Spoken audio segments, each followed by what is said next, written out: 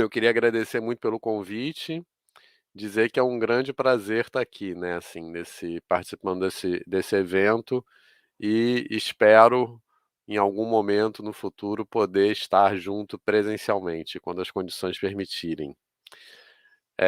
Bom, então, como o Cristiano falou na minha apresentação, eu trabalho aqui na UFRJ, em 2 programas de pós-graduação, de ensino de matemática e no programa de pós-graduação em educação. E, de forma geral, meu principal foco de pesquisa, já há alguns anos, tem sido a formação de professores que ensinam matemática, né, assim.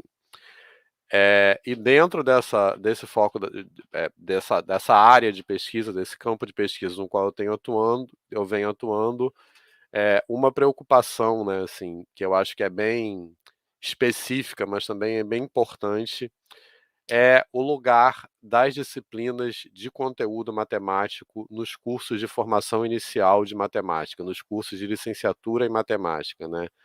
Então, que lugar essas disciplinas têm? Então é um pouco isso que eu trouxe hoje para compartilhar com vocês, quer dizer, o que eu quero compartilhar com vocês hoje vem um pouco, aliás, basicamente, principalmente baseado na minha experiência já em vários anos de ministrar a disciplina de análise real no curso de licenciatura em matemática e também no nosso programa de pós-graduação em ensino de matemática, né. Então, as reflexões vêm um pouco disso aí. No entanto, eu não tô falando especificamente no título sobre o curso de licenciatura em matemática, porque eu acho que muitas dessas reflexões que emergem dessa experiência com formação inicial nos cursos de licenciatura, né, com formação inicial de professores, eu acho que elas, nos provocam a pensar também de forma mais geral em como nós temos ensinado e o que nós estamos aprendendo, lecionando as disciplinas ditas de matemática avançada, né, de matemática, assim, tipicamente representadas pelo curso de análise real, nos cursos de graduação em matemática, né, assim, quer dizer, eu acho que algumas dessas reflexões nos provocam a pensar também no ensino dessas disciplinas nos cursos de bacharelado. Eh Eu vou, como a gente já está um pouco atrasado, dado o adiantado da hora, algumas partes da minha apresentação eu acho que eu vou ter que passar rápido ou vou ter que pular, mas esse PowerPoint está à disposição, tá? Depois eu vou mandar aí para o pessoal, podem compartilhar à vontade e também tem o meu contato aí, meu e-mail, fiquem à disposição estarei à disposição para trocar ideias, será um grande prazer depois. E basicamente essa apresentação eu organizei mais ou menos em 2 partes, né, assim, como eu estou falando no título, né, por uma matemática problematizada nos cursos de graduação em matemática, eu quero começar na primeira parte da minha fala, discutindo o que que nós queremos dizer aqui no meu grupo de pesquisa, que é o Laboratório de Práticas Matemáticas para o Ensino, o que nós queremos dizer exatamente com essa ideia de matemática problematizada e por que nós achamos que essa é uma ideia importante, e que nos ajuda a pensar nessas questões referentes ao ensino dessas disciplinas nos cursos de graduação em matemática. E na segunda parte da minha fala, eu quero trazer alguns exemplos mais específicos da própria disciplina de análise, né, assim, de como, de análise na reta, né, de como, eh, essas reflexões sobre, eh, essa ideia que nós estamos chamando de matemática problematizada nos ajudam a pensar em outra forma de conceber e estruturar o conteúdo matemático nessas disciplinas de graduação. Então, eu queria, eh, começar essa primeira parte da minha fala com algumas reflexões, né, assim. Então, como essa experiência, como eu falei agora há pouco, se baseia em pensar no que seria um curso de análise na reta para a licenciatura, eu acho que uma primeira reflexão importante é que, muitas vezes, nós nos deparamos com algumas propostas desculpe, com algumas propostas de disciplinas de análise ou de cálculo, pensadas especificamente para a formação de professores, né, pensadas especificamente para curso de licenciatura. E muitas vezes essas propostas correspondem a versões facilitadas ou superficializadas dos programas convencionais, como eu estou falando aí, eu estou usando como exemplo, né, como eu falei, a disciplina de análise real, que é aquela que eu estou bastante acostumado a ministrar, mas eu acho que essas reflexões valem, de forma geral, para o conteúdo matemático nos cursos de graduação, né. Então, eh, muitas vezes, quando se pensa em propostas de disciplinas de matemática para licenciatura, essas disciplinas têm como referência as disciplinas correspondentes para os cursos de bacharelado e são versões correspondem a versões superficializadas ou facilitadas, digamos assim, dessas disciplinas.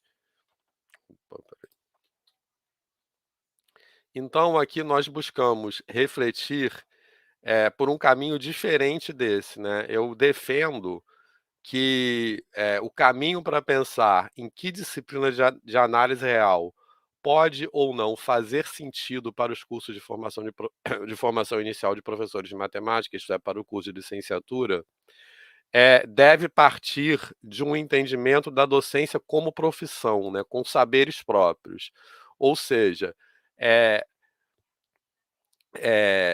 essa reflexão sobre como construir ementas e programas e abordagens para para, por exemplo, a disciplina de análise real para o curso de licenciatura, deve ter como referência que saberes de conteúdo matemático são importantes para a formação do professor de matemática. E a gente defende, com base em muitos autores, né, da área de formação de professores e de formação de professores de matemática, que esses saberes não podem ser comparados com os saberes de conteúdo matemático para outras profissões ou outras atividades que usam matemática. Então, nesse sentido, não faz sentido comparar uma disciplina de análise na reta para licenciatura ou para bacharelado em termos de facilidade, ou em termos de qual é mais fácil, qual é mais difícil, ou em termos de qual é mais profundo ou mais superficial. Nós defendemos que, partindo dessa ideia da docência na educação básica como profissão, é os aspectos do conteúdo matemático que merecem aprofundamento são outros. Então, não faz sentido essa comparação. Essa defesa, né, não vou me alongar muito nisso, né, mas essa defesa da docência como uma profissão, ela tem sido bem importante, né, no debate acadêmico e formação de professores, de forma geral, no campo da educação, ou como formação de professores de matemática, né. Então, e vários autores têm defendido isso, um dos autores que é bastante importante nessa discussão é o professor Antônio Nova, né, que foi citado várias vezes na palestra da professora Denise, que me antecedeu aqui. Aliás, eu acho que várias das coisas que eu vou falar aqui dialogam um pouco com o que foi discutido nessa palestra. Uma delas é essa, não vou me aprofundar muito nisso, mas essa ideia da docência como profissão é muito referenciada em vários autores e um expoente dessa discussão é o professor Antônio Nova, né. Então, a ideia da docência como profissão é uma reivindicação importante que se opõe a uma ideia de que ser professor na educação básica é algo que qualquer um pode fazer, portanto, que não demanda uma formação específica. Então, a defesa da docência como profissão está associada exatamente a isso que eu estou querendo discutir aqui, a pensar currículos e programas para os cursos de licenciatura que se sustentem, eh, nos saberes e práticas próprios associados àquelas atividades profissional, e não como um bacharelado de segunda categoria, como acontece muitas vezes, a gente vê, em diversas instituições brasileiras, assim.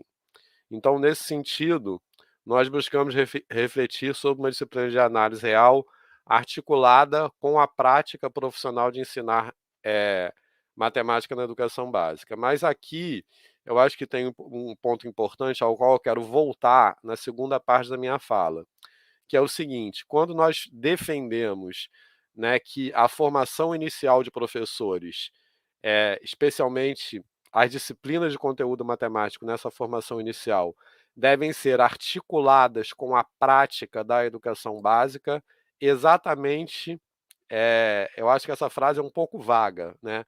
Nós precisamos dizer exatamente o que nós queremos dizer com essa articulação, né? Porque muitas vezes, por exemplo, quando nós defendemos que essas disciplinas devam dialogar com a matemática da educação básica, ou com a prática docente da educação básica, isso pode provocar um entendimento que essas disciplinas devam repetir a abordagem da educação básica, e não é isso que nós defendemos aqui.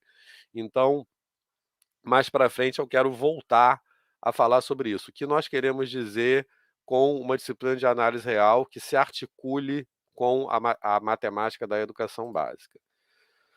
Bom, e aí, falando um pouco, quero trazer alguns trechos de alguns trabalhos que nós temos feito aqui no meu grupo de pesquisa, eh que dizem respeito a essa discussão, né, assim.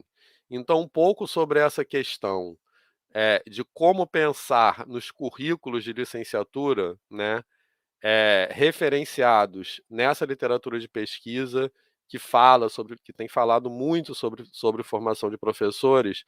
Nesse trecho aí nós, muito no sentido daquilo que eu já falei, estamos, colocando um contraponto, estamos, assim, evidenciando um contraponto entre aquilo que nós temos chamado de uma perspectiva negativa, que é a consideração dos cursos de licenciatura como eu estou dizendo aí, um bacharelado mutilado, ou seja, como um bacharelado facilitado, superficializado ou de segunda categoria. E a gente chama isso de perspectiva negativa, porque é uma perspectiva que parte de considerações sobre aquilo que o professor não precisa saber. Ou seja, ela parte de um modelo, essa perspectiva parte de um modelo que tem referência nas disciplinas convencionais dos cursos de bacharelado em matemática, e aí se vai retirando dessas disciplinas aquilo que é considerado difícil ou irrelevante no professor. Então, nesse sentido, essas disciplinas viram uma grande mutilação que pode nem ter consistência interna. Então, por isso que a gente chama de uma perspectiva negativa, porque ela parte da retirada de determinados eh, tópicos, enfim, ou conceitos. E, em contraponto, o que nós defendemos aqui é uma perspectiva afirmativa, que se constrói a partir da reflexão sobre quais são as especificidades eh, e quais são os saberes próprios da prática docente da educação básica, considerando-se a docência como uma profissão.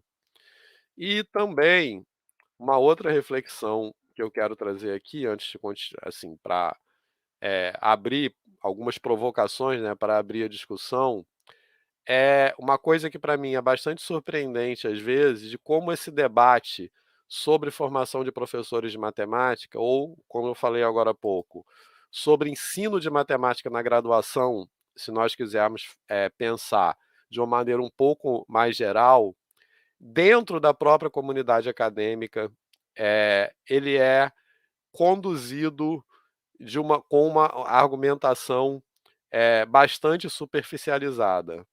Então, essa argumentação ao qual eu estou me referindo, muitas vezes quando se fala como deve ser, um currículo para um curso de bacharelado ou para um curso de licenciatura, né, quando muitas vezes, as instituições, eh, se reúnem para discutir esses currículos.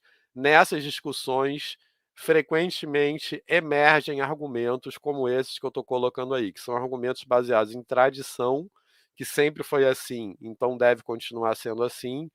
Argumentos de experiência, quando eu estudei foi assim, então deve continuar assim, ou de preferência, que eu acho isso aqui uma coisa legal, então tem que estar presente no currículo.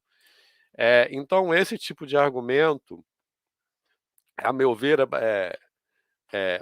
a emergência desse tipo de argumento, que, como eu estou dizendo aí, são argumentos bastante pouco rigorosos, é bastante surpreendente, porque ela parte de um pressuposto que formar professores de matemática é algo simples.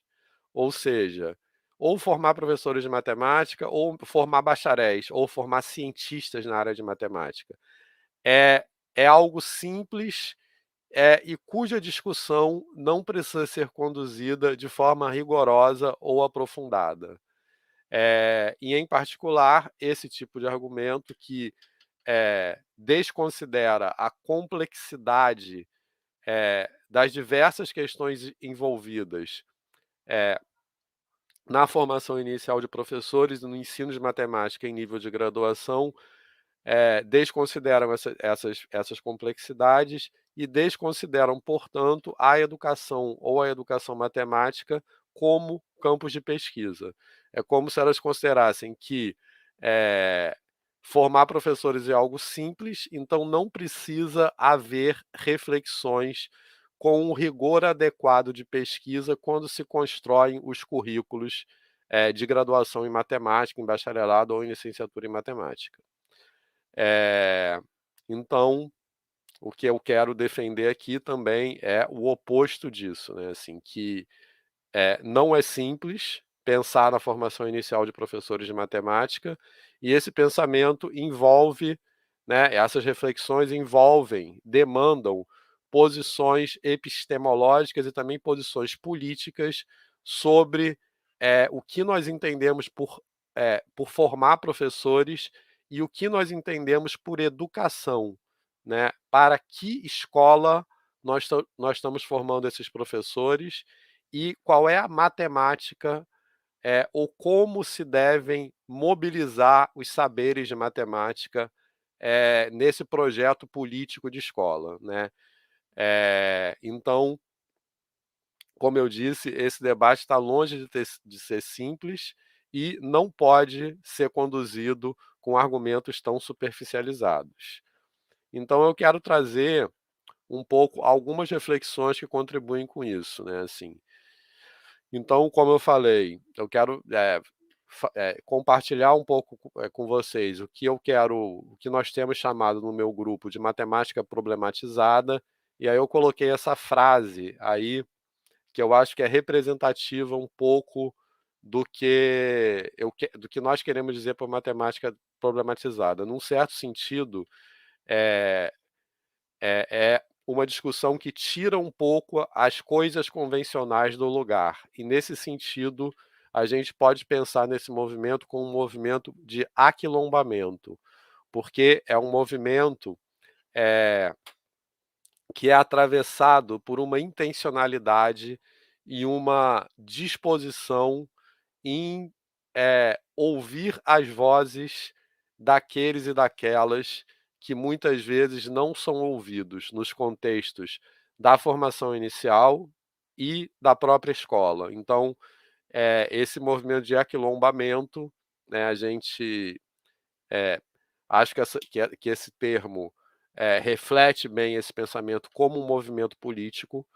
É, Ele também tem a ver com reflexões, eu não vou nem entrar muito nessa questão na fala de hoje, mas ele tem a ver muito com reflexões sobre quando nós pensamos no conteúdo matemático da formação de professores para a escola básica, a que projeto de escola nós estamos nos referindo e para quem é essa escola, né?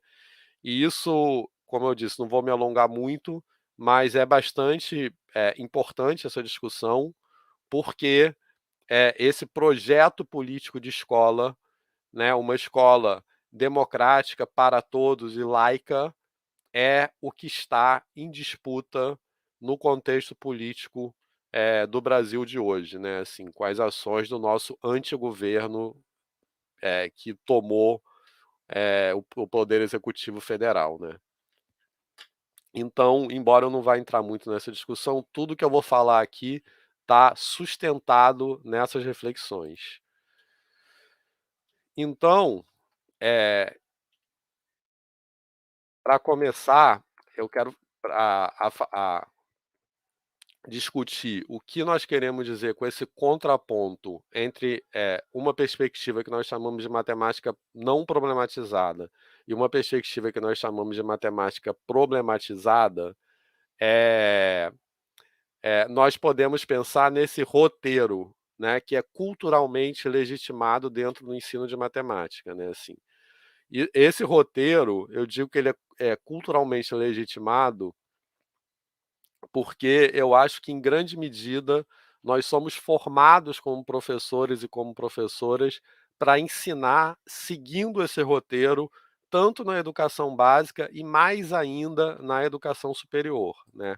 Como se nós tivéssemos que ensinar nessa ordem, começando apresentando as definições, depois os teoremas, depois os exemplos e as aplicações, né? Então, esse roteiro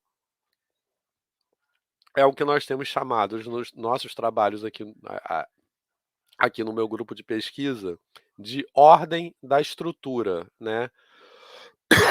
Desculpe, que é que seria uma organização do ensino de matemática que procura imitar a organização lógica interna da própria matemática.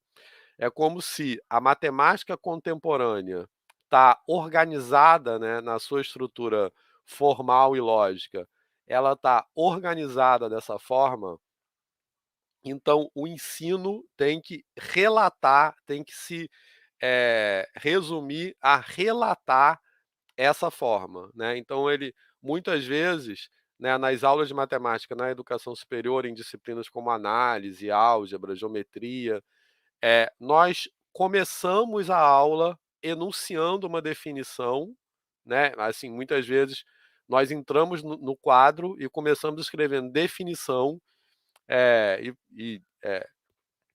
enfim, enunciando mesmo a definição, sem que haja acompanhada com esse enunciado qualquer discussão sobre por que a definição é aquela e não outra, a que essa definição atende, de onde essa definição vem e para onde essa definição vai, né?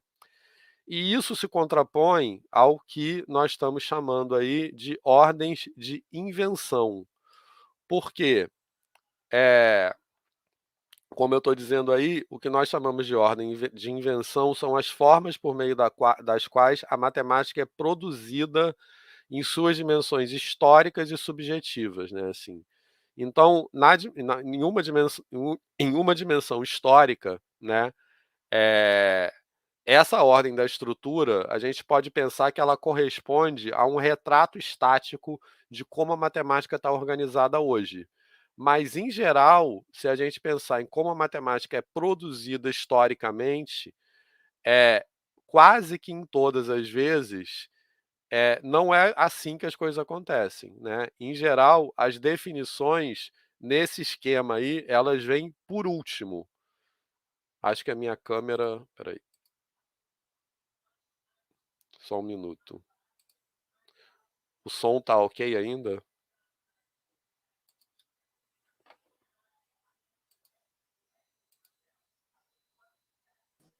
Sim, está ok, professor. Beleza, obrigado. Peraí, deixa eu só. Pronto, voltou. Então, como eu estava dizendo, se a gente pensar historicamente, é, muitas vezes as definições vêm por último, né? Muitas vezes, historicamente, se tem determinado resultado que depois vai virar um teorema, e as definições aparecem das buscas por condições sob as quais aquele teorema é verdadeiro, né? Então, nesse sentido, muitas vezes se tem o teorema primeiro e depois se busca definições que, propiciam a validade de determinados resultados, né? Assim, falando de uma forma bem simplificada, mas é só para dizer mais ou menos o que a gente está querendo dizer com esse contraponto entre a ordem da estrutura e as ordens da invenção. E como eu estou dizendo aí, as ordens da invenção se relacionam também com uma dimensão subjetiva, né? Que é que corresponde a como as pessoas dão sentido às ideias matemáticas, num contexto, por exemplo, de sala de aula, né? Então, dar sentido a uma ideia matemática também dificilmente acontece por meio da ordem da estrutura, porque entender uma definição não é apenas, de forma falando bem assim, simplificadamente, não é apenas entender o encadeamento lógico do seu enunciado, mas é entender como ela se situa dentro de uma teoria matemática, ou seja, de onde ela vem e para onde ela vai, por assim dizer, né? Então, essas ideias que nós estamos chamando de ordem de estrutura e ordem de invenção têm a ver com o que nós queremos dizer, como eu vou falar em seguida, com matemática problematizada e matemática não problematizada. E mais do que isso, parece haver uma concepção de que sair desse roteiro implicaria num enfraquecimento ou numa superficialização do conteúdo matemático. Ou seja, parece haver, por isso que eu estou dizendo ali que essa é uma visão culturalmente legitimada, dentro da formação de professores de matemática, de que ensinar matemática mesmo de maneira rigorosa, de maneira assim adequada, é ter uma abordagem que segue esse roteiro, né? Frequentemente nós ouvimos, se você sai um pouco desse roteiro, parece que você está de alguma forma facilitando o conteúdo, que você está superficializando o conteúdo, como se aprofundar o conteúdo fosse apenas relatar a forma como esse conteúdo está organizado. E eu quero defender aqui o contrário, que aquilo que nós vamos chamar de uma perspectiva problematizada corresponde a um aprofundamento da discussão matemática, ou seja, a ideia de que a ordem da estrutura deve corresponder à ordem da invenção nos contextos de sala de aula é uma certa confusão epistemológica. Confusão epistemológica porque ela confunde a estrutura, um olhar interno para a matemática, ou seja, a estrutura formal interna sobre como a matemática está constituída hoje, e uma visão que seria mais externa, uma visão sobre a matemática, no sentido de como a matemática é construída, ou seja, como o conhecimento matemático é construído numa dimensão histórica e social, né? Então a gente interpreta, né, que o fato desse roteiro ser tão legitimado culturalmente nas culturas docentes em matemática tem a ver com essa confusão epistemológica, né, assim. E aqui eu vou passar bem rápido nisso por conta do tempo.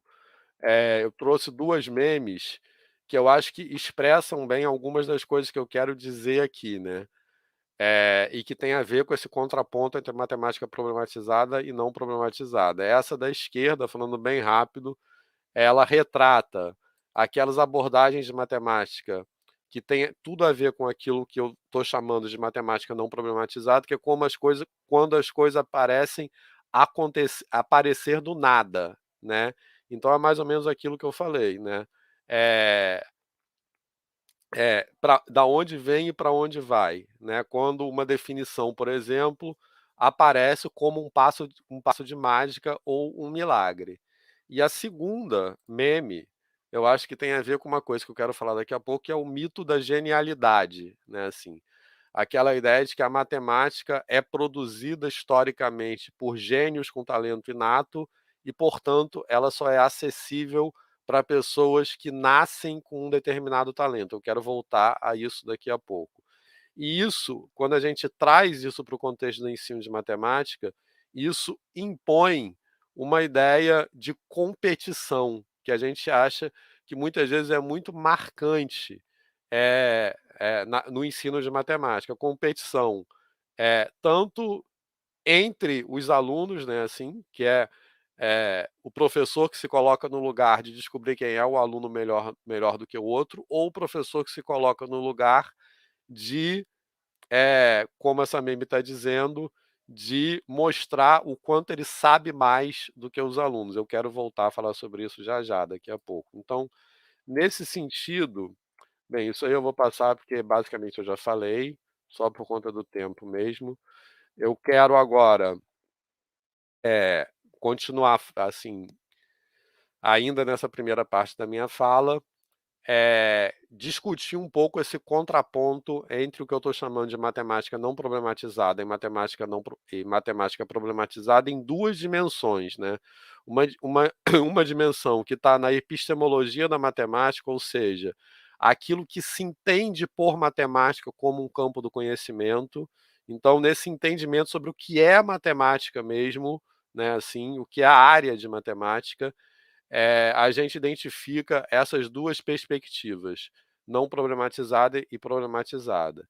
E também numa epistemologia do ensino de matemática, ou seja, aquilo que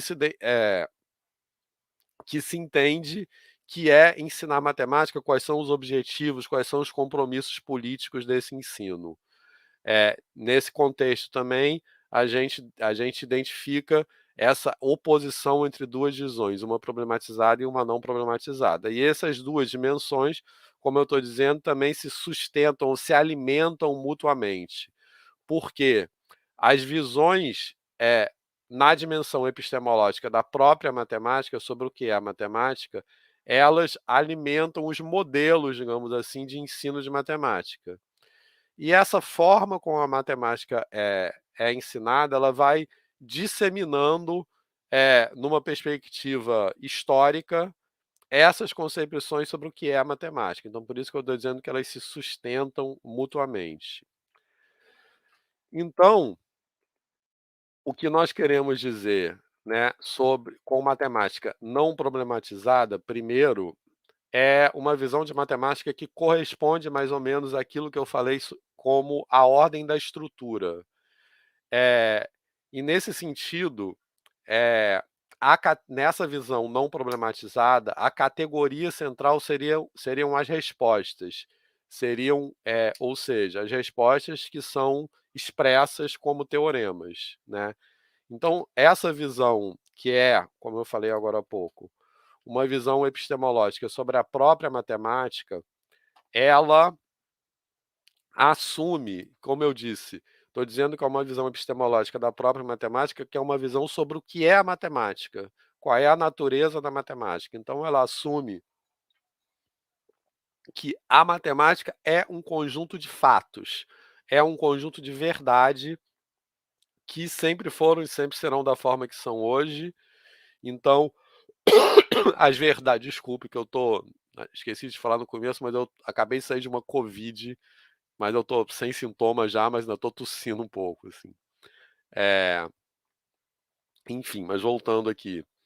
Então, nessa visão não problematizada, a matemática seria um conjunto de verdades. Então, a matemática, essas verdades matemáticas são fixas e eternas. É uma visão, num certo sentido, que se sustenta numa tradição platônica, né, com a matemática habitasse num mundo das ideias que é descontextualizado, historicamente, socialmente, culturalmente. E o que evolui é o entendimento sobre essas ideias. E esse entendimento, como eu estou falando aí, ele evolui linear e universalmente, né? Então, aos poucos, nós vamos tendo acesso a essas ideias que são imutáveis e universais, e, basicamente, esse entendimento, numa perspectiva histórica, como eu falei agora há pouco, ele vai se desenvolvendo por meio da inspiração isolada de gênios com talento inato. Então, isso é bem importante para o que eu quero falar daqui a pouco, porque essa visão não problematizada da matemática, a gente defende que ela é construída por uma narrativa histórica convencional da matemática, que aparece em muitos livros de história da matemática, que é focada numa visão heróica de determinados indivíduos. Então, ela foca não nos contextos sociais, onde o conhecimento matemático é produzido, mas nas ideias, como se as ideias fossem isoladas. Então é mais ou menos como se aquela narrativa que diz que Leibniz, por exemplo, tinha uma inteligência superior e inata, e um dia ele teve uma inspiração e inventou o cálculo, né? Então, desconsiderando o contexto diversos contextos sociais que incidiram nesse desenvolvimento histórico, né, assim. E nesse contraponto entre matemática problematizada e não problematizada, a gente escolhe esse nome porque o que é decisivo nesse contraponto é o lugar da categoria problema, né? Então, nessa visão não problematizada, como o conhecimento é fixo e existe a priori, os problemas expressam essa deficiência em relação ao conhecimento. Então, nesse sentido, os problemas só têm valor quando eles levam a uma solução verdadeira, né? Então, os problemas eles são manifestações de estado de deficiência, eles são eliminados pelas respostas. Isso também é bem importante, porque eu quero falar em seguida, porque falando de matemática problematizada, eu acho que o grande contraponto está, como eu disse, no lugar, no estatuto da categoria problema. E eu quero, em seguida, dar alguns exemplos que eu acho que ajudam a entender o que eu quero dizer com isso, né? Assim. Então, nessa perspectiva não problematizada, como as verdades são eternas, uma vez que se atinge o entendimento dessas verdades, os problemas perdem sentido. Então, os problemas só têm valor quando eles levam a uma solução verdadeira. E essa verdade da solução é a priori em relação aos problemas. E os erros vou voltar a falar daqui a pouco, eu vou adiantando por causa do tempo mesmo, assim. E aí eu quero dar um exemplo que eu acho que é bastante evidente é, em relação, assim, para destronar essa visão não problematizada da matemática, né? Que é o exemplo do desenvolvimento histórico das geometrias não euclidianas. Então, nesse sentido, né, se a gente pensar no desenvolvimento histórico das geometrias não euclidianas, a gente pode pensar no postulado das paralelas como um problema, no seguinte sentido, né? Determinar se o postulado das paralelas é um teorema ou não, né? Ou seja, isso foi a grande discussão historicamente que levou ao advento das geometrias não euclidianas, que seria determinar se seria possível demonstrar o postulado das paralelas enunciado por Euclides como um teorema decorrente dos demais axiomas. E, nesse sentido, esse problema não foi resolvido, né? Então, ele produziu outras geometrias. Então, ele não foi resolvido no sentido absoluto, né? É, de ser verdade ou não num contexto matemático absoluto, mas ele levou ao advento de geometrias nas quais ele vale e outras geometrias nas quais ele não vale. E mais do que isso, né, então, nesse sentido, o problema do postulado das paralelas, do problema de o postulado das paralelas é válido ou não, ele não é eliminado com a obtenção de uma solução, ele sobrevive à solução, né? Ele continua se impondo dentro das geometrias não euclidianas como uma área constituída da matemática. E mais do que isso, na constituição dessa área, os erros, eles não são desvios do caminho, né? Eles não são coisas indesejáveis, que apenas retardam ou, enfim, nos afastam da contemplação da verdade matemática. No caso, isso é bem evidente no caso das geometrias não euclidianas, que os erros nas tentativas de prova do postulado das paralelas como um teorema, né, vários matemáticos tentaram provar e, de forma geral, essas diferentes tentativas, elas assumiam como hipótese alguma propriedade que, na verdade, depois se verificou como sendo decorrente ou equivalente do próprio postulado das paralelas, e foram justamente esses erros que permitiram, historicamente, ter um insight sobre essas equivalências, então sobre a estrutura das geometrias não euclidianas e da própria geometria não euclidiana como um caso particular, digamos assim. Então, os erros não foram algo que nos afastaram do saber, mas eles tiveram um papel determinante nesse desenvolvimento histórico. Então, eu gosto de citar esse exemplo das geometrias não euclidianas, porque eu acho que isso é bastante evidente, mas eu acho que em história da matemática eu ouso dizer que é sempre assim. Então, por que, ou quase sempre. Então, por que, se é assim no próprio desenvolvimento histórico da matemática, por que, o erro é algo tão indesejável no ensino de matemática? Por que, nós. Então, isso nos leva a pensar, que é o que eu quero voltar a falar já já, como nós lidamos com erro no ensino de matemática, tanto no ensino superior como na educação básica. Então, nessa perspectiva não problematizada, o papel do ensino, e aí isso nos leva àquele roteiro que eu coloquei agora há pouco, o papel do ensino é relatar verdades assumidas como prontas, tem um errinho ali, assumidas como prontas a priori.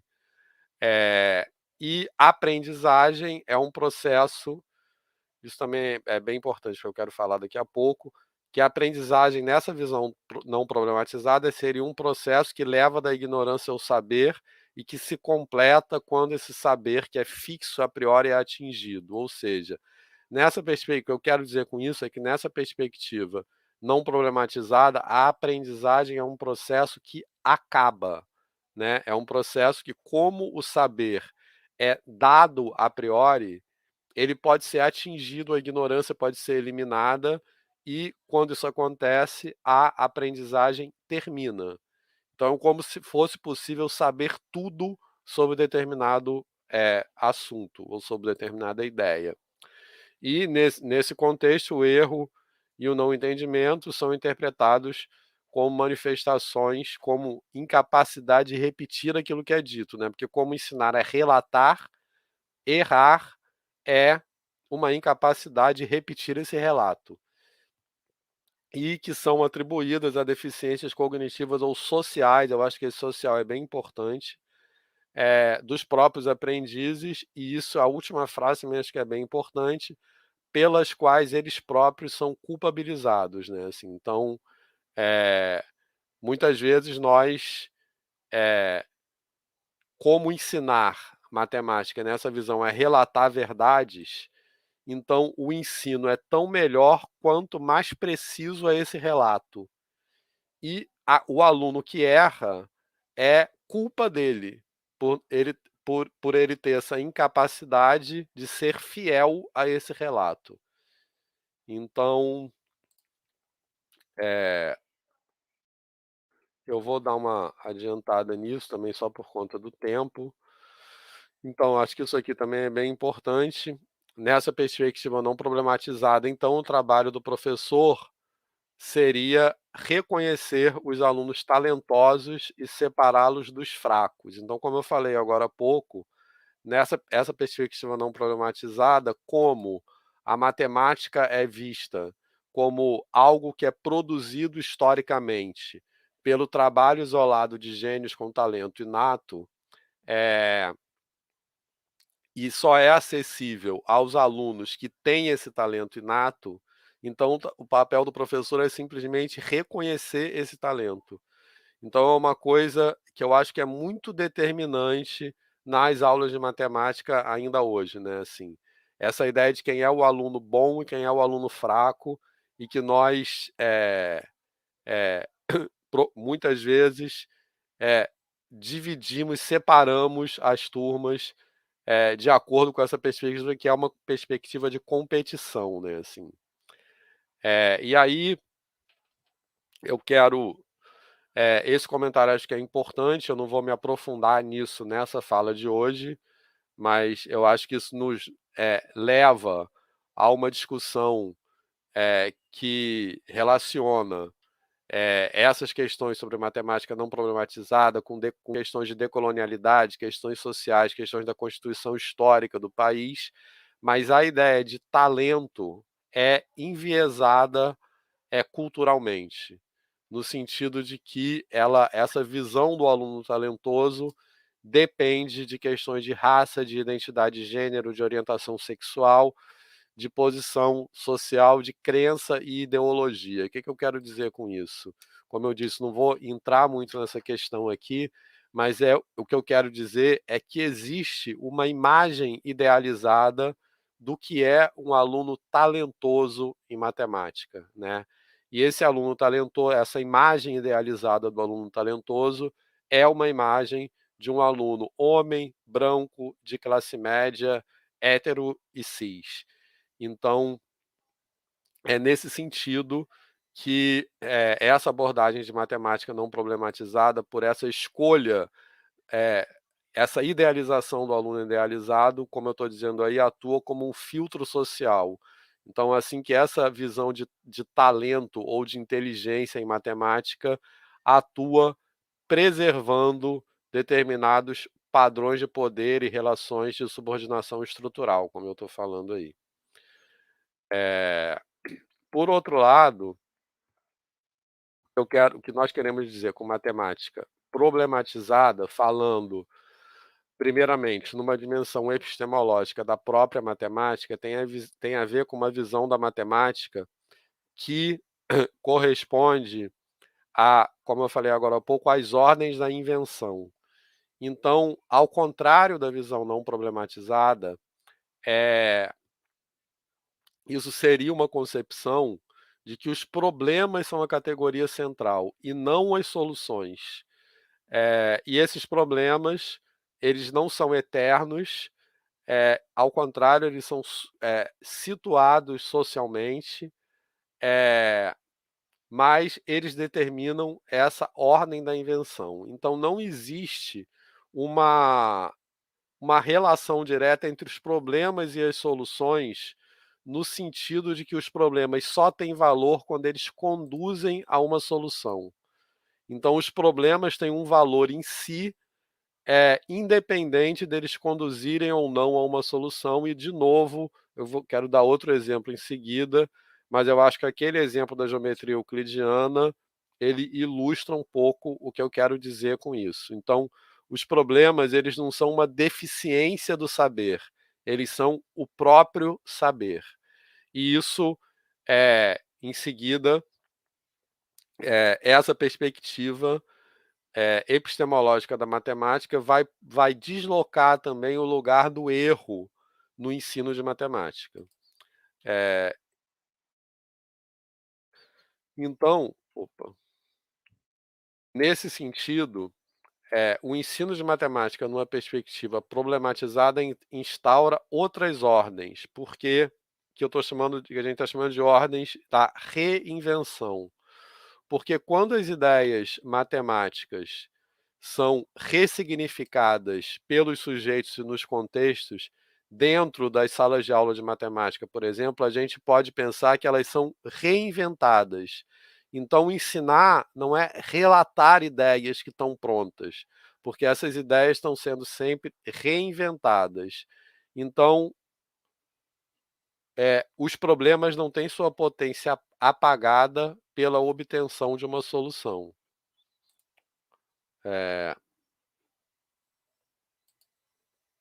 Tá tudo certo aí?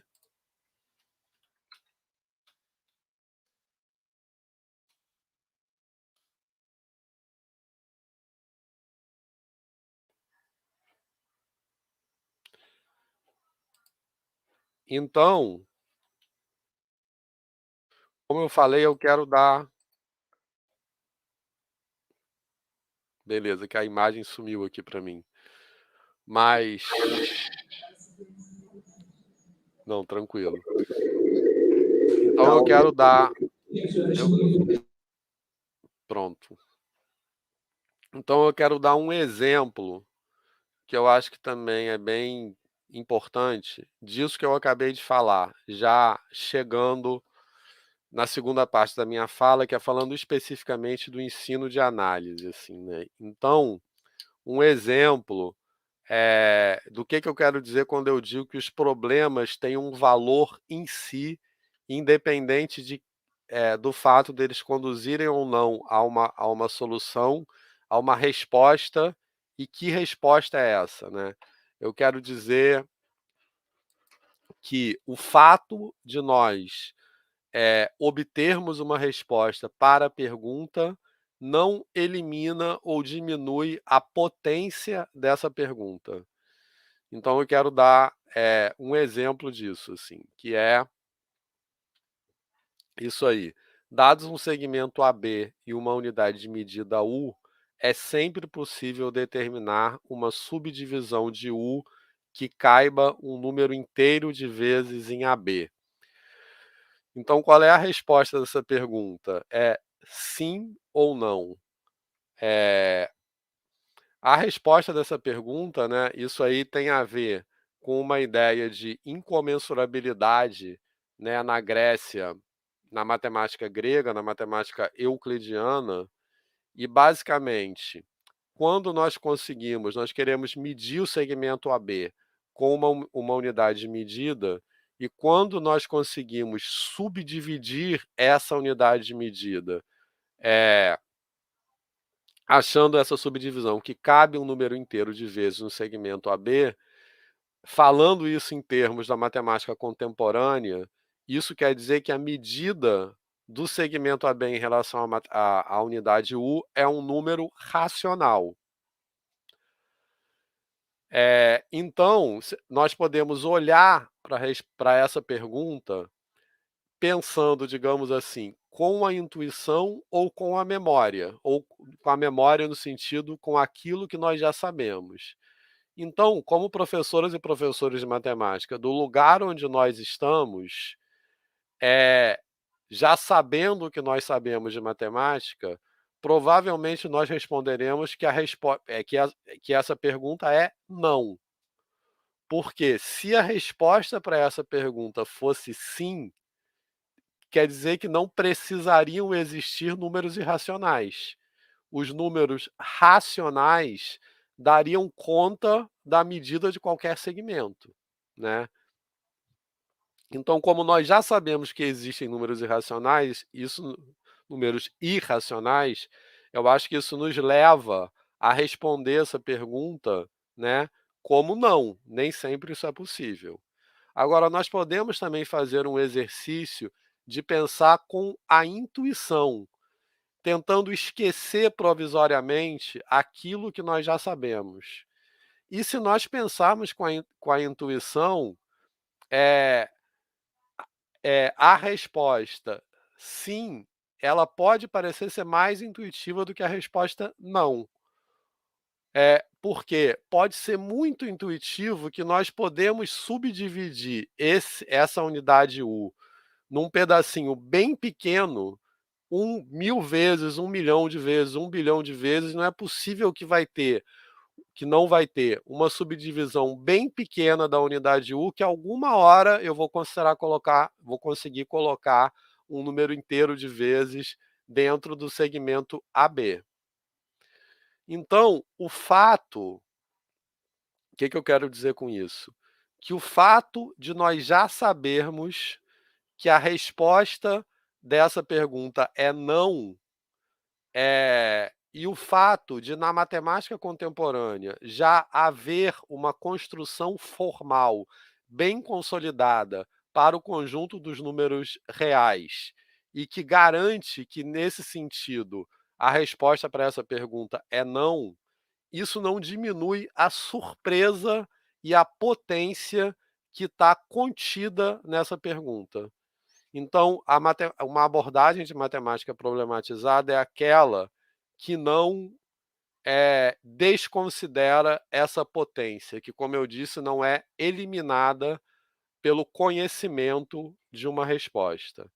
E outra, pergunta que tem a ver com isso existem mais números racionais ou números irracionais? Essa pergunta é sempre polêmica, é sempre assim, abre bastante discussão, e uma maneira de pensar intuitivamente nisso, né, essa pergunta tem uma resposta formal, no sentido de probabilidade, teoria da medida, mas uma maneira de pensar intuitivamente nisso é a seguinte: pensar, quando nós escrevemos uma lista infinita, eh, de algarismos, né, uma representação decimal de um número real, uma lista infinita de algarismos de 0 a 9, e se nós formos escolhendo, eh, os algarismos dessa lista um a um aleatoriamente, o que é mais provável? Nós obtermos uma lista periódica, ou seja, um número racional, ou uma lista não periódica, ou seja, um número irracional, né? Então, essas duas respostas, como eu disse, o exercício é pensar com a intuição, né? O que é mais intuitivo, sim ou não? Então, eu acho que elas exemplificam essa potência, eh, que é intrínseca à resposta, e essa potência não é diminuída pelo conhecimento de uma solução. Então, nesse sentido que eu quero dizer que os problemas têm uma potência em si, independente de qual é a sua resposta. A a resposta não elimina essa potência. Então, uma abordagem de matemática problematizada é uma abordagem que aproveita essa potência. Ou seja, que não se limita apenas a relatar, definições e teoremas dentro daquela ordem. Então, nessa perspectiva de matemática problematizada, a aprendizagem não é um caminho da ignorância ao saber, que se encerra quando, o saber é atingido. A aprendizagem é um processo que se situa, como eu estou dizendo aí, na incompletude e no inacabamento. Quer dizer, a aprendizagem nunca acaba, né, porque a matemática é sempre reinventada, né. E aí isso nos ajuda a pensar também no lugar do erro no ensino de matemática, né, a gente pensar no erro ou no não entendimento, não como deficiências, com falta de conhecimento do sujeito, mas como possibilidade de produção de outros conhecimentos. Isso é uma coisa que eu acho que não é simplesmente uma fala, assim, retórica, mas eu acho que é uma coisa que é muito concreta nas nossas práticas docentes como professores e professores de matemática, né. Como nós lidamos com erro e com não entendimento. Então eu acho que e aí eu acho que é importante pensar em como nós somos formados, ou seja, as culturas de formação que legitimam determinadas práticas. Eu acho que muitas vezes, quando o que eu quero dizer com não entendimento não é uma possibilidade de produção de outros conhecimentos. Eu acho que muitas vezes quando um aluno manifesta em sala de aula não estar entendendo alguma coisa, muitas vezes nós interpretamos esse não entendimento, como eu estou dizendo aí, com uma falta de conhecimento. Mas muitas vezes o aluno que manifesta esse não entendimento, ele está produzindo muito mais sentido para aquelas ideias que estão sendo discutidas em aula, do que aquele aluno que está, entre aspas, entendendo tudo, né. Eh, então, muitas vezes esse aluno que manifesta um não entendimento, ou que expressa algum erro, esse não entendimento e esse erro, eles encerram possibilidades para desdobramentos matemáticos que são muito mais potentes do que se isso nunca acontece em sala de aula.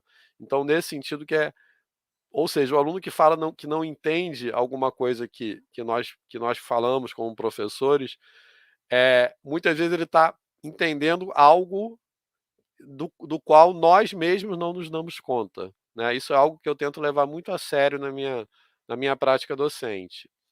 E, uma outra coisa que eu acho que é bem importante, que eu estou falando o erro por parte daquele que está na posição de discente e daquele que está na posição de docente, porque esse lugar do erro tem a ver com uma visão de que a manifestação do erro por parte do aluno necessariamente é um sinal de deficiência desse aluno. Mas também quer dizer quando nós nos colocamos numa posição como professores e professores de matemática que você não pode errar, você tem que saber tudo.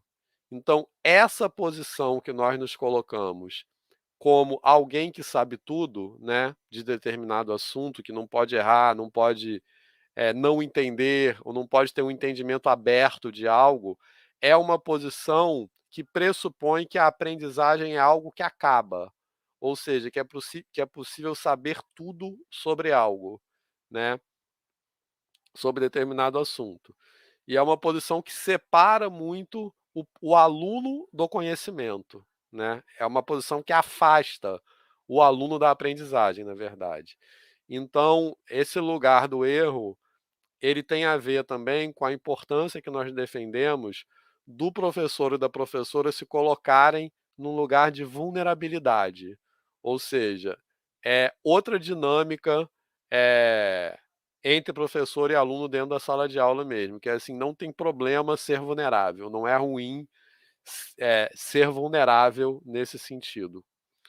Bem, e aí, chegando à parte final e já perto do final mesmo da minha fala, quero falar um pouco mais alguns exemplos, como isso nos ajuda a pensar num curso de análise ou um curso de matemática para a licenciatura ou, de forma geral, nos cursos de matemática na educação superior.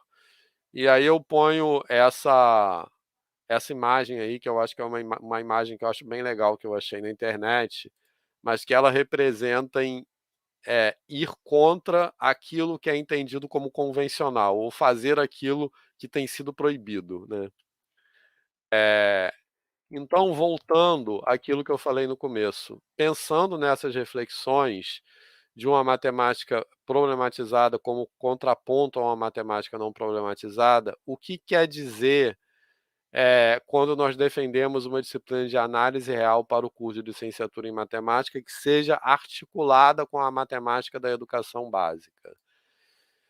Então, eu acho que essa discussão sobre matemática problematizada e não problematizada nos ajuda a entender isso, porque se nós pensamos na matemática problematizada a partir das ordens da reinvenção, ou seja, a matemática está sendo sempre reinventada, então, tanto na, nas disciplinas de graduação quanto na educação básica, as ideias estão sendo ressignificadas e reinventadas. Então, é pensar nesses espaços não como espaços de repetição, mas como espaços de produção de conhecimento. Então, pensando desse ponto de vista, articular as disciplinas dos cursos de licenciatura com a matemática da educação básica não quer dizer subordinar a matemática da educação básica à matemática acadêmica, no sentido de legitimar a matemática da educação básica aos padrões de rigor da matemática acadêmica, no sentido de dizer que determinada abordagem para a matemática da educação básica é melhor ou pior porque ela é mais ou menos rigorosa com referência nos padrões de rigor da matemática acadêmica. Mas, por outro lado, não quer dizer, deixa eu só para falar mais rápido, mais resumidamente. Por outro lado, isso também não quer dizer simplificar a matemática acadêmica para aproximá-la da matemática escolar, ou seja, não é nem por um lado simplificar a matemática acadêmica para que ela fique mais parecida com a matemática escolar, nem legitimar a matemática escolar a partir da matemática acadêmica, mas é usar uma para problematizar a outra, entendendo tanto a matemática que é mobilizada na escola, quanto a matemática que é mobilizada nos cursos de graduação de formação de professores, como espaços e tempos de produção de conhecimento, né? Então, nesse sentido, a matemática que é produzida na escola, ela pode problematizar a matemática acadêmica, colocando um foco maior na forma como ela é produzida e vice-versa. Então eu quero, para terminar, dar alguns exemplos que eu acho que também ajudam a pensar nisso que eu estou falando, né, assim, sobre como é que se dá essa articulação ou como pode se dar essa articulação, esse diálogo pensando numa disciplina de análise na reta, para um curso de licenciatura em matemática. Então, um primeiro exemplo seria essa pergunta aí, né? O que é 2 elevado a 3? Que eu acho que é uma pergunta que todo mundo saberia responder, porque isso vem da definição, isso é a definição de potenciação. Minha câmera está desligando sozinha, mas já vou religar. Isso é só um minuto. Isso é pronto. Isso é a própria ideia de potência como multiplicação repetida. E a partir dessa ideia, nós podemos perguntar também o que é 2 elevado a menos 3. E eu acho que se nós fizermos essa pergunta num curso de licenciatura em matemática, tal, para alunos ingressantes, todos saberão responder, eu diria assim, ou a maioria, a grande parte saberá responder. O que é 2 elevado a menos 3? Eu acho que grande parte das pessoas responderá que é 1 sobre 2 elevado a 3. Alguns poderão não saber justificar essa definição, mas eles saberão enunciar a definição. Da mesma forma, se nós perguntarmos o que é 2 elevado a 1/3, eu acho que vamos pensar, só para fixar as ideias, numa turma de alunos ingressantes num curso de matemática na universidade. Eu acho que grande parte saberá responder. Alguns poderão não saber explicar essa resposta, ou justificar por que a resposta é essa, mas saberão proferir uma resposta. Agora, a questão é quando nós perguntamos, por exemplo, o que é 2 elevado a π. Eu acho que aí a discussão se torna um pouco mais complicada, porque diferente das perguntas anteriores, eu acho que grande parte dos nossos alunos não sabem nem associar um significado a esse símbolo, no sentido de dizer o que é 2 elevado a π, né? E mesmo explicar informalmente, como você dá, por exemplo, isso é um número, existe um número que é o resultado dessa potenciação, e se isso é um número, esse número está perto de quê? É um número racional, é um número irracional, é um número inteiro, e ele é aproximadamente quanto? Eu acho que essa pergunta 2 elevado a π, provavelmente os alunos que ingressam nos cursos de graduação em matemática não sabem nem começar a responder. E o que eu acho que é mais grave é que se nós seguirmos as abordagens convencionais para a disciplina de matemática, que eu estou chamando com esse nome de uma abordagem não problematizada, provavelmente os alunos se formarão sem ter pensado sobre essa pergunta. Então, eu falei agora há pouco, vamos pensar em como os alunos ingressantes num curso de graduação pensam nessa pergunta, mas o que eu acho que é mais grave e mais importante, vamos pensar em como os alunos concluintes de um curso de graduação pensam nessa pergunta. E o que isso tem a ver com a matemática que se aprende na universidade? O que isso tem a ver com aquilo que se discute nas disciplinas de cálculo ou nas disciplinas de análise na reta? Então, isso tem tudo a ver, né? Porque essas perguntas têm a ver, por exemplo, com a propriedade, com a estrutura como corpo ordenado completo dos números reais, sobretudo com a propriedade de completude, né? e sobre a natureza dessa estrutura dos números reais na matemática contemporânea. Mais precisamente, a passagem, né? Quando você começa a definir uma potenciação cujo expoente é um número natural, depois você generaliza, vamos dizer assim, para um expoente que é um número inteiro qualquer, depois para um número racional qualquer. Essas duas primeiras passagens de generalização, elas estão baseadas em propriedades algébricas desses conjuntos, porque, de fato, a própria construção formal dos números inteiros a partir dos naturais, assim como a construção formal dos racionais a partir dos inteiros, são construções que se baseiam em propriedades algébricas. E essas definições de potenciação expressam, assim, refletem a natureza dessas generalizações. Agora, quando se passa dos números racionais para os números reais, essa passagem de generalização não pode mais ser reduzida a propriedades algébricas.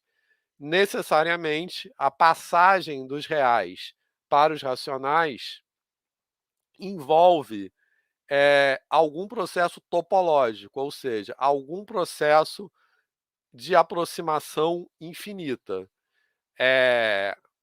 que são expressos, né, que resultam na propriedade de completude e que são expressos formalmente de diferentes maneiras, seja corte de Dedekind, seja sequências de Cauchy, que são processos conhecidos para a construção dos números reais, né?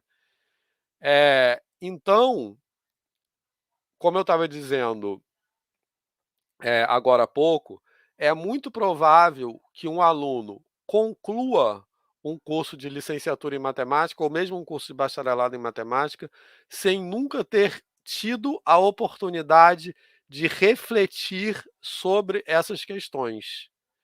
No entanto, isso não quer dizer que para esse aluno não tenha sido apresentada alguma construção formal do conjunto dos números reais, que eu acho que muito seguindo grande parte dos livros que estão disponíveis por aí, muitas vezes essas construções, essa construção do conjunto dos números reais se dá de uma forma simplesmente axiomática. Então, se decreta a existência dos números reais simplesmente se enunciando um axioma. Existe um corpo ordenado completo e vamos chamar esse corpo de R. Então, quando numa disciplina de análise real, se decreta a existência dos números reais, o que nós estamos fazendo é jogando para baixo do tapete toda essa discussão, né?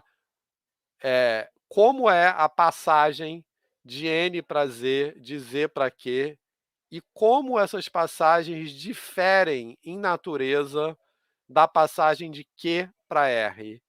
E como essas questões têm a ver com a matemática que se ensina na educação básica e com o ensino de números reais, por exemplo, na educação básica. Então, essa criação por decreto axiomática dos números reais é uma expressão daquilo que eu estou chamando de uma abordagem de matemática não problematizada. Então, já chegando ao final da minha fala, dado o avançado da hora, eu vou acabar daqui a poucos minutos, mas um outro exemplo disso, né, é esse aí, o que é raiz quinta de 7, por exemplo. E como sabemos que esse número existe, né? O que eu quero dizer com essa pergunta? O que é raiz quinta de 7? Se eu perguntar, por exemplo, o que é raiz cúbica de 8, nós somos capazes de responder essa pergunta mais diretamente, porque existe um número natural que nós podemos fazer a conta, multiplicar 2 por 2 por 2 3 vezes e vislumbrar o resultado 8. Mas como nós nós podemos, como não existe nenhum número natural que verifica essa expressão, como nós podemos ter certeza que existe um número que não é natural nem racional, que multiplicado por si mesmo 5 vezes vai dar exatamente 7 e não 6,99, por exemplo. Ou seja, como nós sabemos que esse número existe, né? E o que a matemática que se aprende na universidade tem a ver com isso. Então, essa pergunta que é bem importante para a matemática da educação básica, porque muitas vezes na educação básica os alunos nem entendem nem atribuem a esse símbolo raiz cúbica de 7 um significado numérico. Isso é simplesmente um símbolo que não quer dizer nada. E o que isso tem a ver com a matemática que se aprende na universidade? Então, pelos mesmos argumentos que eu falei no exemplo anterior, isso tem tudo a ver com o que se aprende é, é, com o conteúdo que se discute nos cursos de cálculo ou de análise, por exemplo. Entretanto, essa abordagem que é baseada naquele roteiro que eu falei, ou seja, essa abordagem que eu estou chamando de não problematizada, ela deixa ao largo essas reflexões. Então, é muito possível essa abordagem convencional que um aluno se forme num curso de graduação sem nunca ter pensado nessas reflexões. E é, eu estou acabando. Outras perguntas que eu acho que são é, também tem a ver com isso. O que isso tem a ver com a matemática da educação básica? São perguntas que mobilizam ideias de infinito, né? Assim. Então, existem mais pontos num segmento ou numa reta. Aquela que eu já coloquei, existem mais números racionais ou números irracionais. Existem mais pontos num segmento ou num quadrado. São perguntas que eu acho que elas exemplificam, ilustram bastante aquilo que eu falei agora há pouco, né? São perguntas que nós podemos ter uma formulação formal para a resposta, ou seja, nós podemos ter uma teoria que responde a essas perguntas, mas essa teoria não elimina o fato de nós sabermos a resposta, não elimina a potência contida na própria pergunta. Então, essas perguntas também exemplificam ideias de que a potência do problema não é apagada pelo fato de existir uma formulação teórica para essa resposta. E essas perguntas, eh, na minha experiência, sempre que se coloca essas perguntas desse tipo que mobilizam ideias de infinito na educação, no ensino médio, por exemplo, isso sempre provoca envolvimento e engajamento dos alunos. São perguntas que sempre os alunos se engajam e têm curiosidade, assim, em ficar pensando sobre isso. O que não quer dizer que eles vão ter um entendimento formal completo, vamos dizer assim, dessas respostas, mas são das respostas, mas são perguntas que têm uma potência de provocar um envolvimento, vamos dizer assim, com uma atitude de aprendizagem em matemática na educação básica. E mais uma, que eu acho que é já também quase terminando, é, que eu acho que é bastante importante para nós pensarmos também, é o teorema fundamental do cálculo, né. Por quê?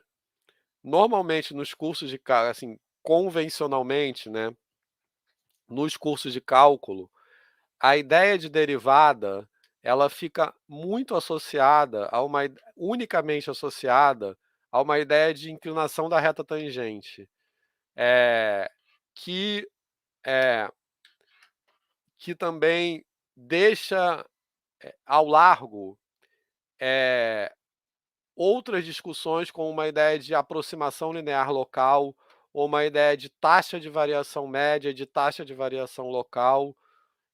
Ou seja, uma ideia de taxa de variação local mesmo.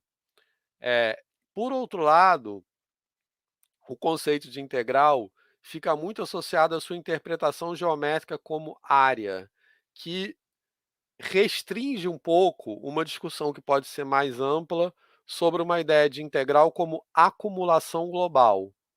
Então, se derivada está muito associada a tangente e integral está muito associada à interpretação geométrica como área, se a gente pensa de forma restrita a essas ideias, o que o teorema fundamental do cálculo diz? Ou seja, o que tem a ver tangência com área? Então fica uma coisa é, com significado bastante restrito. E aí, nesse sentido, o teorema fundamental do cálculo, ele vira, quer dizer, a relação conceitual entre derivada e integral que ele estabelece simplesmente fica apagada. E ele vira simplesmente uma ferramenta para fazer conta. Ele vira uma ferramenta para calcular primitivas, né? Então, para pensar em qual é a relação conceitual entre derivada e integral que o teorema fundamental do cálculo estabelece, nós precisamos pensar em ideias de derivada como variação e de integral como acumulação global. E aí o que eu acho que é importante, o que isso tem a ver com a matemática da educação básica? Porque essas ideias de acumulação global e de variação local, elas têm no seu âmago, digamos assim, ideias que vêm lá da, da, das operações elementares que são aprendidas desde o ensino fundamental 1. Então, uma ideia de divisão como comparação ou divisão como taxa, e uma ideia de multiplicação como acumulação. São ideias que estão, vamos dizer assim, no espírito do teorema fundamental do cálculo e também estão no espírito das operações desde os números naturais, e depois dos números racionais reais. Mas tanto as operações é, e os algoritmos das operações são dados muitas vezes de forma rotineira, como o teorema fundamental de forma meramente procedimental. Vamos aprender a fazer contas e essas ideias ficam ocultadas. E também o teorema fundamental do cálculo é dado dessa mesma forma. Vamos aprender a fazer conta. Vamos calcular a integral por partes, substituições trigonométricas difíceis e esses significados ficam ocultados.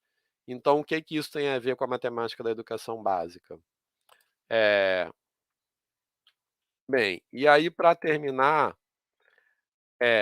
eu acho que esses exemplos que eu falei, teria muitos outros que eu poderia colocar aqui, tem a ver com a forma problematizada ou não problematizada que nós temos de discutir a estrutura do conjunto dos números reais como corpo ordenado completo.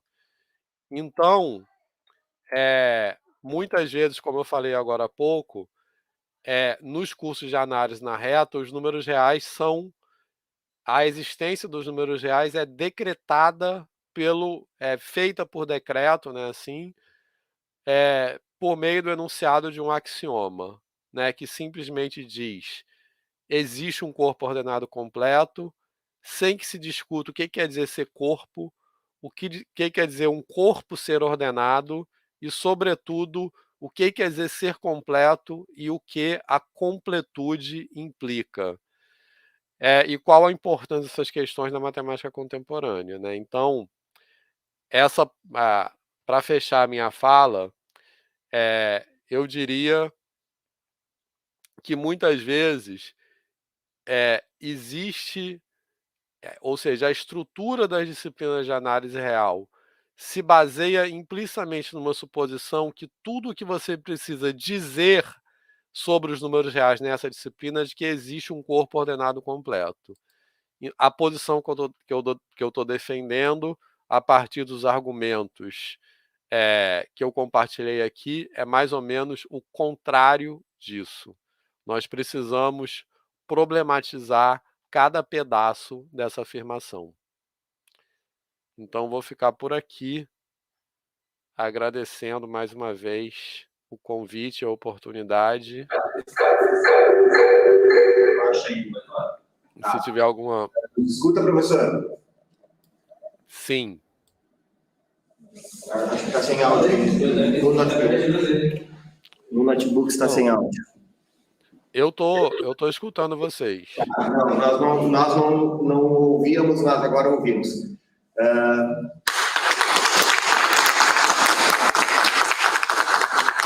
Obrigado pela fala, professor Victor. Estamos ainda assimilando as informações todas que foram discutidas aqui. E como o nosso tempo é curto agora, porque a universidade fecha os portões e a gente tem que se ocupar aqui até às 23 horas, eu vou fazer só um comentário e uma breve provocação, senhor, com relação a quando fala sobre os erros, né? E antes disso falou também sobre que a matemática não é para gênios, não é exclusivamente para gênios. E aí a gente para pensar na importância que os erros desenvolvem nesse processo de aprendizagem dos alunos. E aí eu me pergunto, dentro dessa perspectiva de erros, a matemática de análise de erros, de estudo sobre os erros, a matemática problematizada, ela também pode nos associar a esse estudo com a sistemática de erros, ela pode nos fazer com que os cidadãos se tornem mais críticos, eles não aceitem mais qualquer tipo de solução matemática? O que o senhor acha sobre isso? Eu acho que a ideia é essa, né? Assim, é olhar a matemática de forma crítica, né? Assim, então, é olhar a matemática como uma coisa que é construída socialmente e que muda com o tempo, né? Os próprios padrões de rigor da matemática mudam com o tempo. Então, quando a gente simplesmente tem aquela abordagem não problematizada, que a gente relata as coisas em matemática, a gente coloca a matemática como algo que é dogmático. Eu acho que essa que é uma reflexão importante, é tirar a matemática desse lugar dogmático, com uma verdade que quase que tem que ser aceita como imposição, né, assim. Então, fomentar esse olhar crítico, né, assim. E só para... Agora, o que eu acho que é importante ressaltar é que olhar a matemática criticamente não quer dizer superficializar o conteúdo matemático. Eu acho que isso é a chave nessa discussão, assim. Não é uma matemática que é mais rala. Sim, mas é isso que eu falei. Tem que ser cuidado. Eu acho que isso é bem importante, que é isso que eu falei que é uma certa confusão epistemológica, né? É uma discussão interna da matemática e uma discussão que é mais externa sobre como o conhecimento matemático é produzido. Então, por exemplo, por que a definição é aquela e não outra? Normalmente, a gente simplesmente relata as definições, sem abordar essa discussão, assim. E essa discussão, eu acho que ela funda a reflexão e a crítica sobre o conteúdo matemático, né? A ideia é essa.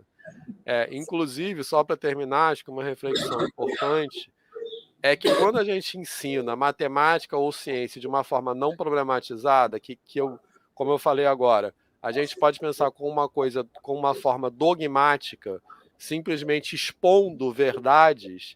Na verdade, a gente está abrindo terreno para o negacionismo. Por quê? Porque a gente está dando, quando a gente fala dogmaticamente sobre a matemática, a gente está falando ideias que podem não fazer sentido nenhum. A gente não está dando sentido àquelas ideias. Então, quando num contexto de sala de aula as ideias não fazem sentido, qualquer ideia pode fazer sentido, né? Então, aquela ideia pode fazer tão sentido quanto terra plana. Sim, né? Ou quanto movimento anti-vacina. Sim, com certeza, professor. Bom, teríamos muito para conversar ainda, mas infelizmente o nosso tempo, né, já está no limite. Então, gostaria de, mais uma vez, agradecer a sua participação conosco, para brilhantar o nosso encerramento. e esperamos poder encontrá-lo em outra oportunidade. Muito obrigado, professor. Sim, eu que agradeço. Até a próxima. Então, não sou eu aqui? Tá. Então, o pessoal que nos assiste ainda, muito obrigado pelo prestígio nesse segundo colóquio de matemática de Pampa, que se encerra agora, e desejando encontrá-los no futuro breve na terceira edição do evento. Uma boa noite a todos.